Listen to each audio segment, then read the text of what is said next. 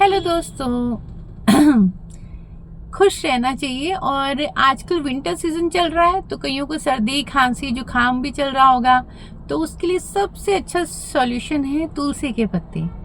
तुलसी के पत्तों को जब आपने चाय पीनी होती है ना, तो तुलसी के पत्तों को पहले पानी में उबाल के या फिर चाय में चाय में डाल के अदरक तुलसी ये डाल के आप पियो, मस्त रहोगे, स्वस्थ रहोगे।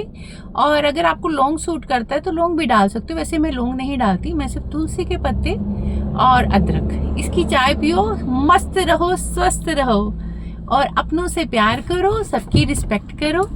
Have a great day, love you all.